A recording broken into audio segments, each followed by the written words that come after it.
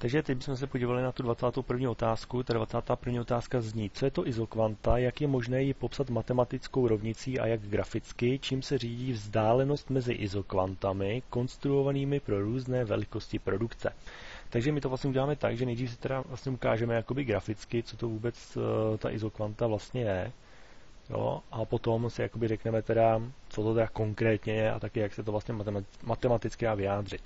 Takže si vlastně uděláme graf, na ty osy budeme nanášet L, počet pracovníků a tady je K, to znamená množství kapitálu. Jo, K vlastně znamená, jo, můžeme si to představit třeba jako stroje. Jo, tady vlastně hodíme takhle jednu tu izokvantu, to znamená, jo, to se označíme i třeba Q1, to znamená třeba 10 kusů. Jo. Za chvíli hned uvidíme proč. Jo. A teď je vlastně o to, že tato izokvanta znamená, že ať se nacházíme v jakémkoliv bodě na této izokvantě, tak vždycky vyrábíme 10 kusů. To znamená, když jsme v tomhletom bodě, to znamená v bodě A, a ten bod A představuje kombinaci třeba jednoho pracovníka, jedna L, jo, a L jsou pracovníci, takže jeden pracovník, a tady máme, jo, řekněme, třeba 4 jednotky kapitálu, to znamená 4 stroje, tak tahle kombinace 4 stroje, jeden pracovník, my vlastně v té firmě vyrobí 10 kusů. Jo?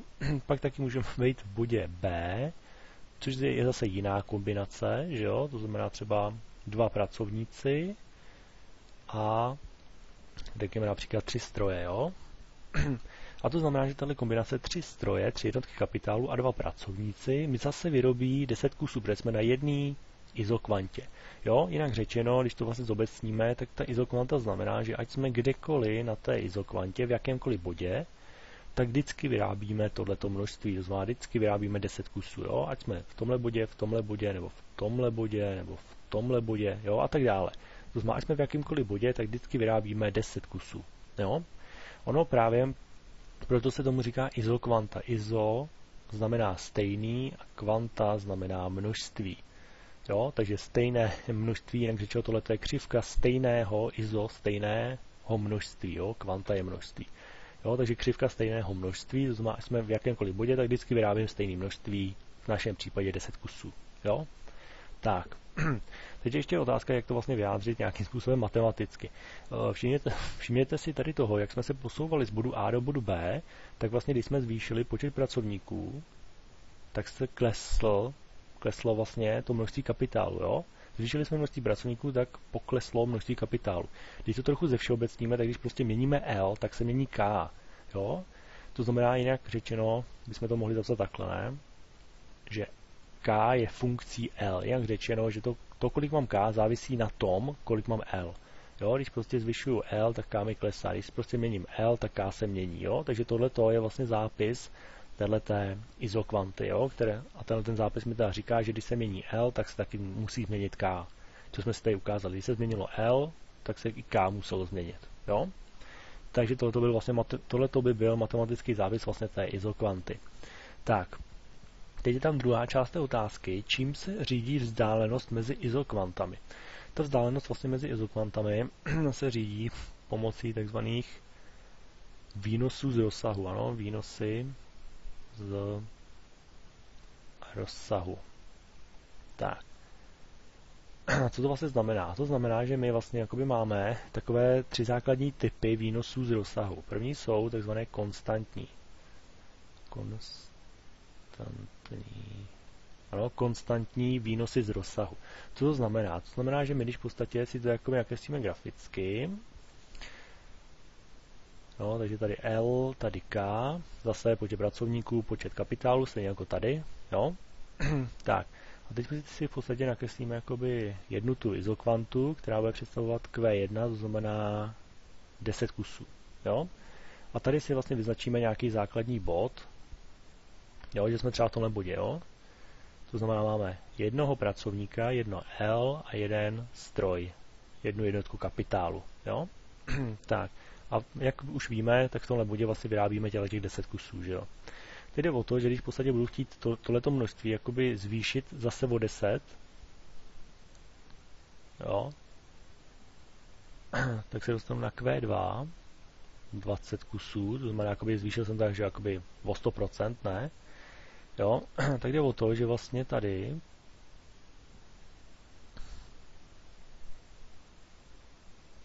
to vlastně budu muset zvýšit taky o 100%. To znamená tady na 2 jednotky kapitálu a na 2 jednotky práce.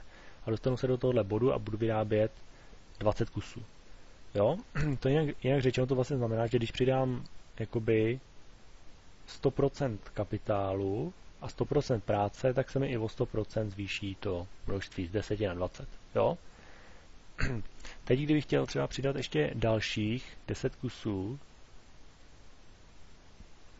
no, z nějaký Q3, to znamená 30 kusů, tak to musím jakoby zvýšit zase o další kus, jo? Respektive musím prostě přidat zase další jednotku, jo? To znamená z 2 na 3 a tady taky, jo? To znamená, tady budou 3 jednotky kapitálu, 3 jednotky práce, jo? A zase mi to přidá prostě další 10 kusů, jo? Jinak řečeno, tohle právě znamená, že tomu se říká konstantní výnosy z rozsahu, jo? To znamená, že vždycky, když přidám jednu jednotku kapitálu a jednu jednotku práce, tak se mi to vždycky zvýší o 10 kusů. Tady opět. Zase přidám jednu jednotku kapitálu, jednu jednotku práce, zase se mi to zvýší o 10 kusů. Jo? A tak dále, a tak dále.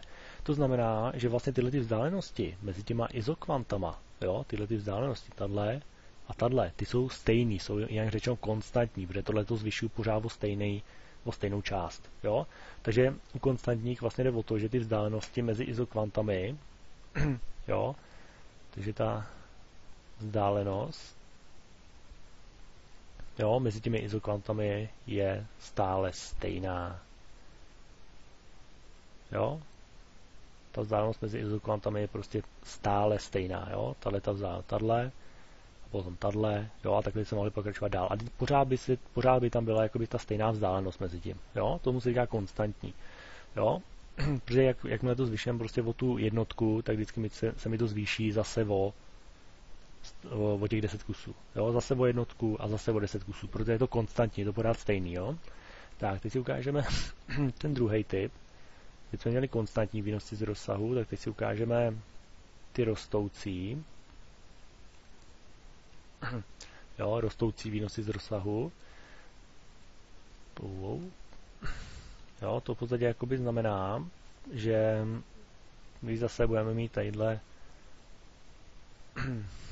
L a tady K, jo, tak zase si dáme nějakou tu výchozí izokvantu Q1 10 kusů, zase si tam vyznačíme nějaký ten základní bod, jo, zase budeme vycházet 1, 1.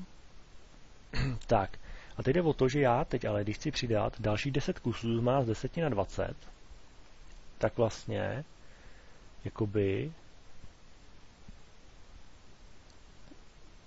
jo, z 10 na 20 kusů, tak jde o to, že vlastně toho kapitálu a práce musím přidat méně než jednu jednotku. Jo? Ne už na 2, ale jenom třeba, řekněme, na 1,5. Jo? 1,5.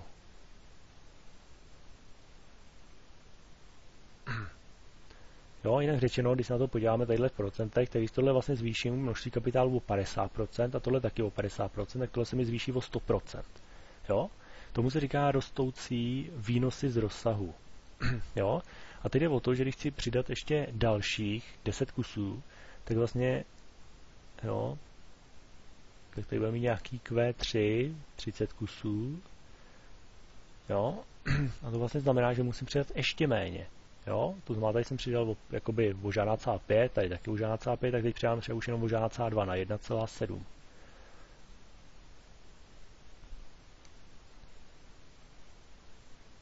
Jo, na 1,7, jo, tadyhle. Jo, to je 1,7, jo, tenhle bod. Jo, a dostaneme se sem. Jo, takže to vlastně znamená, že jakoby, abych vždycky dostal o 10 kusů navíc, tak musím přidávat méně a méně a méně. Jo, to znamená, že ten kapitál, i ta práce vlastně, jakmile chci vždycky dosáhnout o 10 kusů navíc, tak ho musím přidávat míň a míň a míň. Jo? Jak řečeno, ten kapitál a práce jsou vlastně neustále jakoby efektivnější. Jo? Vždycky těch 10 kusů vyrobím s menším množstvím kapitálu a menším množství práce. To znamená, že vlastně ten kapitál a práce jsou vlastně čím dál tím více efektivní, proto se tomu říká rostoucí výnosy z rozsahu. Jo? A všimneme si právě toho, že tady vlastně ta vzdálenost mezi těma izokvantama, jo, se vlastně jakoby, jo, ta vzdálenost se vlastně jakoby snižuje. Se zmenšuje. Jo? Jo, vzdálenost se zmenšuje, jo? Je to vidět, že jsou prostě pořád blíž a blíž a blíž a tady by byla ještě blíž, jo? Protože bychom přidávali pořád zase míň a míň, jo? Tady bychom z 1,7 třeba přidali už jenom 1,1 na 1,8, jo? Tady taky na 1,8, jo? Zase by to bylo ještě blíž, jo? To znamená, přidali jsme o 1,5, tím jsme vyrobili, jo, 1,5, tím jsme vyrobili o 10 kusů navíc. Pak jsme přidali 1,2 a tím jsme vyrobili o další 10 kusů navíc. Tady bychom přidali 1,1 a vyrobili bychom zase o dalších 10 kusů navíc. Jo? Tomu se říká rostoucí výnosy z rozsahu. Jo? Tak a teď máme klesající výnosy. Jo, tak tam jo, už asi tušíte, jak to tam vlastně bude vypadat. Jo, ty klesající výnosy prostě jakoby znamenají to, že tady máme L, práci, K, kapitál, jo, to je pořád to samý. A tady máme nějaký Q1, to znamená zase 10 kusů, jo, a zase si vlastně jakoby napíšeme nějaký ten základní bod, jo, to znamená 1 jednotka práce, 1 jednotka kapitálu a tím vyrábíme těch 10 kusů, jo. Tak, a teď jde vlastně o to, že abych vyrobil dalších 10 kusů, jo, to bych se dostal na Q2, 20 kusů, to bych vyrobil o 10 kusů navíc, tak musím přidat více než jednu jednotku, jo. To znamená, já vlastně tadyhle musím přidat, jo, řekněme třeba 1,5 jednotky, to znamená, dostanu se na 2,5, jo, a tady vlastně taky na 2,5, jo, prostě musím přidat, jo, o 1,5 a 1,5, jo, tím se dostanu vždycky na 2,5 a 2,5, abych vyrobil vlastně o 10 kusů navíc, jo. Teď v podstatě, kdybych chtěl ještě dalších 10 kusů navíc, jo, tak to vlastně znamená, tady budu na Q3 30 kusů, a to znamená, že musím přidat ještě třeba o víc, to znamená třeba o dalších 2,5, jo, jednotek, jo, to znamená třeba na 5.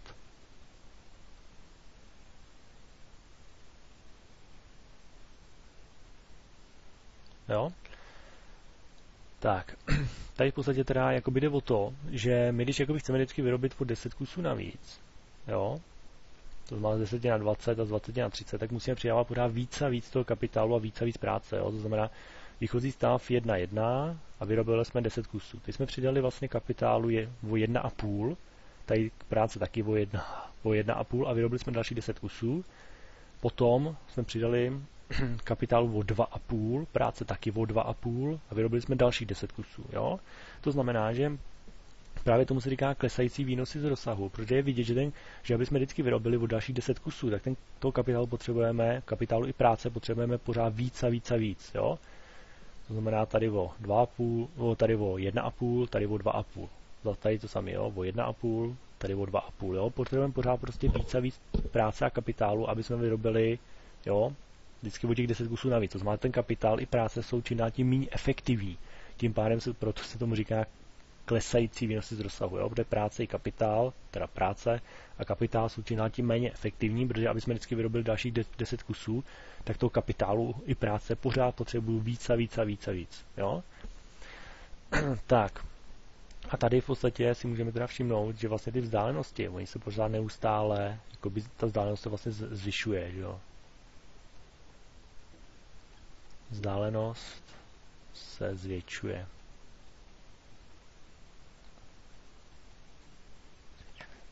Jo?